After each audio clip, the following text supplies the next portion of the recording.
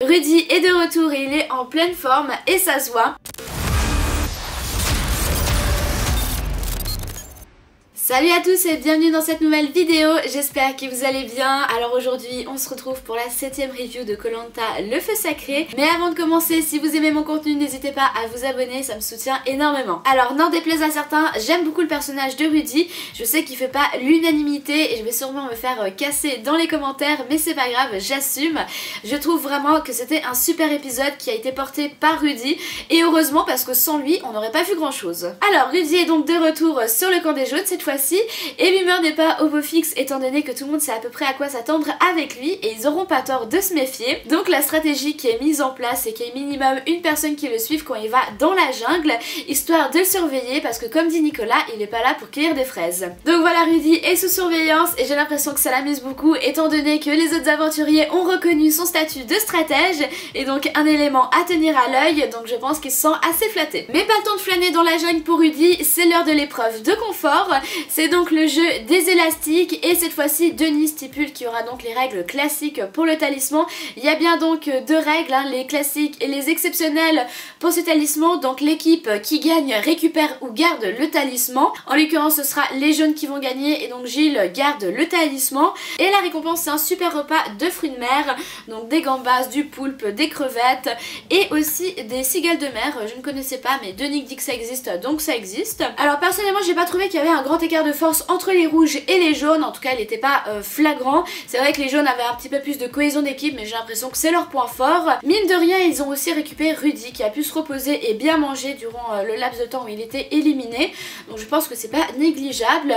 Et le fait d'avoir mis Gilles en tête de file était quand même judicieux étant donné qu'il est assez grand, il pouvait vraiment récupérer plus facilement les bouts de bois. De l'autre côté ils ont mis Esteban en tête de file, j'ai l'impression qu'il s'en est un petit peu moins bien sorti étant donné qu'il avait de la peine à se plaquer contre le sol pour pouvoir s'allonger et donc récupérer les bouts de bois. De retour donc sur le camp après leur défaite, les rouges vont faire un bilan pour voir ce qu'il y a à pêcher. Et là donc on a toute l'équipe, donc Clémence, Frédéric, Quentin et Elena qui reprochent et accusent Anne-Sophie et Esteban, mais en particulier Anne-Sophie, de ne pas s'être donnée à 200% durant les épreuves. Et personnellement j'ai trouvé ça un petit peu exagéré. Déjà parce que Anne-Sophie, alors j'ai rien contre elle, je l'apprécie pas forcément de ouf, mais elle a toujours essayé de donner son maximum durant les épreuves.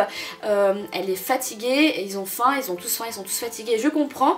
Mais voilà, l'argument en tout cas de Quentin et Frédéric, c'est que même s'ils sont fatigués et qu'ils ont faim, eux arrivent à dépasser leurs limites. Et là j'étais en train de me dire mais en fait t'es qui pour dire que cette personne en tout cas n'a pas dépassé ses limites. Ça c'est propre à chacun. Alors je vais pas prendre le cas d'Esteban parce que lui c'est encore différent, voilà il était à 45%, maintenant il est censé être à 100%, bref. Mais voilà le problème pour Quentin, Elena, Clémence et Frédéric, c'est que eux même s'ils ont faim ou ils sont fatigués, bah ils se sont dépassés et ils jugent que Anne-Sophie ne s'est pas dépassée, n'a pas donné le maximum de ses capacités. Et bah en fait non, enfin non, désolé t'es pas là pour dire qu'une personne ne s'est pas donnée à 100% ou pas. Je doute pas des capacités de Anne-Sophie, j'ai l'impression qu'elle s'est toujours donnée à fond durant les épreuves et encore une fois cette épreuve, enfin elle a rien à se reprocher. Donc voilà, j'ai trouvé ça malvenu de reprocher en tout cas à Anne-Sophie qui a l'air quand même d'être assez active sur le camp, de ne pas s'être donnée à 200%, d'avoir eu un coup de mou, etc. Bon en plus elle boude, elle se vexe et elle boude, ça c'est pas forcément la bonne chose à faire, c'est mieux d'en parler mais voilà, c'est sa manière de gérer les choses. Je pense aussi qu'ils sont dans une phase dans le jeu où ils sont fatigués mais aussi en manque de leurs proches, voilà un petit coup de blues etc. Donc je pense que Anne-Sophie elle a besoin de se ressourcer en étant seule. Donc voilà, ça l'a pas fait, faut l'accepter. Ensuite petit aparté sur Elena qui part chercher de la nourriture dans la jungle et malheureusement pour elle, elle tombe sur de la canne à sucre. Et elle est déçue. Étant donné que la canne à sucre c'est du sucre, elle est à pur, elle s'inquiète pour ses dents. Oui, étant donné qu'il se brosse pas souvent les dents, elle a peur d'avoir des caries, je crois que c'était ça le fin mot de l'histoire. Et là franchement j'étais bouche bée, mais quel aventurier se plaint de trouver de la nourriture et en plus du sucre, c'est quand même pas mal avant les épreuves d'avoir un petit coup de boost. Mais voilà, Elena est pas contente. Heureusement heureusement Frédéric rattrape les choses en trouvant du manioc. Donc voilà, ça équilibre, ils ont entrée et dessert, enfin plat et dessert en l'occurrence. Ce qui nous permet donc d'enchaîner avec le portrait d'Elena. Alors Elena, c'est une personne très saine, très équilibrée, elle mange à des heures fixes, très variées, elle fait du sport une fois par semaine, elle dort plus de 8 heures par nuit, tant mieux pour elle, c'est clairement pas mon cas. Donc voilà, c'est une source d'inspiration pour beaucoup, donc si vous voulez vivre plus longtemps, si vous voulez avoir une vie plus saine, prenez exemple sur Elena. Donc de retour sur leur camp, ils partent à la pêche, sauf Rudy évidemment qui va directement dans la jungle. D'ailleurs pour la pêche j'ai trouvé ça assez astucieux qu'ils se relayent par équipe de 2, comme ça ils peuvent pêcher plus de poissons.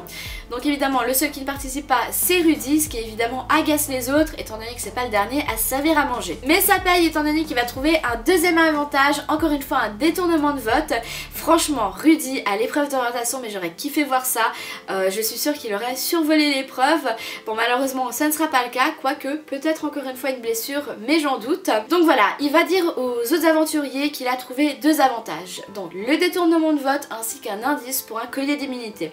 Il va bien insister là-dessus étant donné qu'il va construire, il va prendre quelques bouts de corde et des petits coquillages pour faire croire qu'il va effectivement trouver ce collier d'immunité qui est inventé complètement. Mais voilà, on a l'inspiration du collier de Zeta mais en mode quand même plus travaillé. Donc il montre effectivement ces petits carquois là avec les indices, qui va évidemment montrer que celui du détournement de vote, parce qu'en fait il avait pu conserver son réceptacle pour le premier avantage. Je ne sais pas comment c'est possible d'ailleurs, mais bon, peut-être que durant la période où ils sont encore en stand-by pour voilà, s'ils doivent remplacer quelqu'un qui est blessé, ils peuvent conserver ce qu'ils avaient récupéré sur le camp. Donc il fait croire qu'il a trouvé 2 choses. Un avantage, donc le détournement de vote, et un avantage, donc un indice pour trouver un collier d'immunité. Et d'ailleurs il le montre, hein, il montre vraiment le réceptacle qui est vide, hein, du premier qui est donc le détournement de vote et le deuxième qui est aussi le détournement de vote, mais ils ne le savent pas.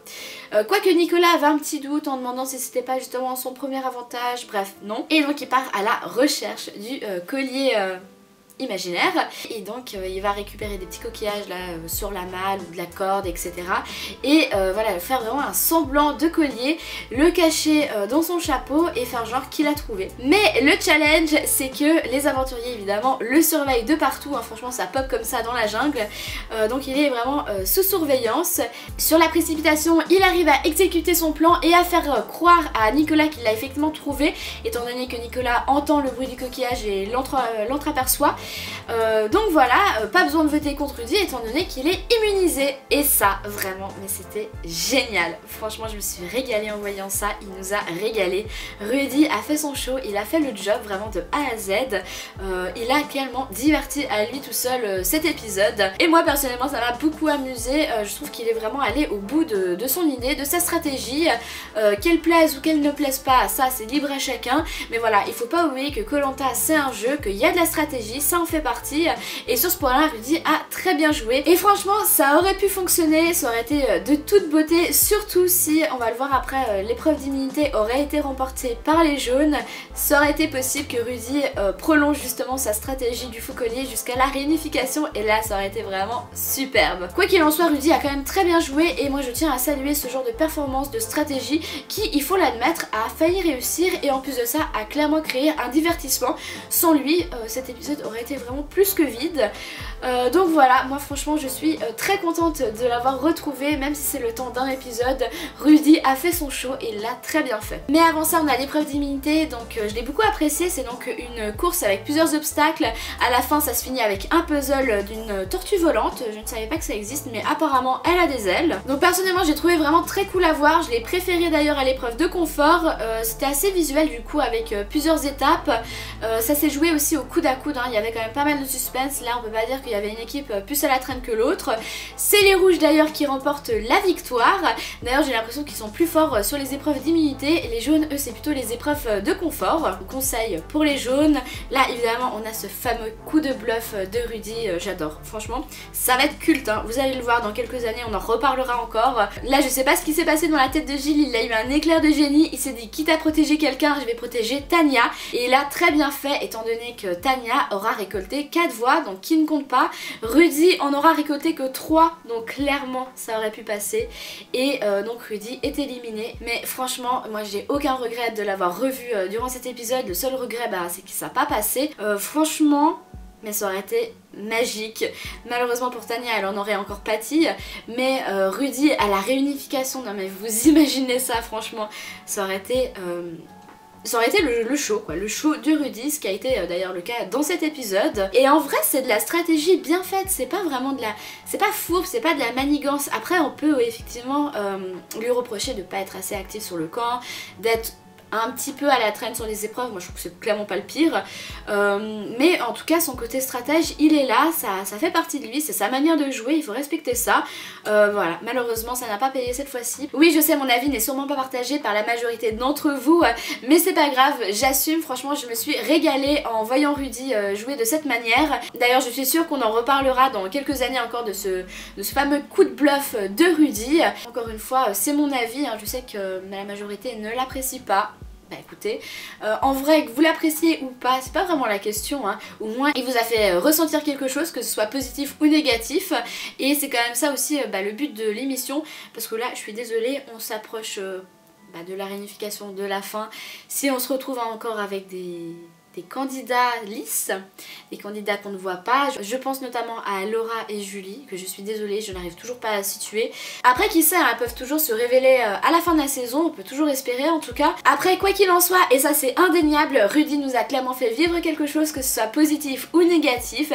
Il a été présent, il a joué, pour ma part je trouve qu'il a très bien joué, et j'espère vraiment le revoir dans une prochaine saison. Donc voilà, vous l'avez vu, la semaine prochaine c'est la réunification. Je suis très impatiente de voir cet épisode, j'espère qu'il sera pas coupé en deux, même si j'en doute. Mais bon, quoi qu'il en soit, c'est toujours assez intéressant de voir ça. Malheureusement, il n'y aura pas Rudy, mais bon voilà, c'est le jeu. Bah écoutez, voilà, ma review est terminée, j'espère qu'elle vous aura plu. Si c'est le cas, n'hésitez pas à vous abonner, ça me soutient énormément, à liker et à commenter. Et nous on se retrouve très bientôt dans une prochaine vidéo. Ciao ciao!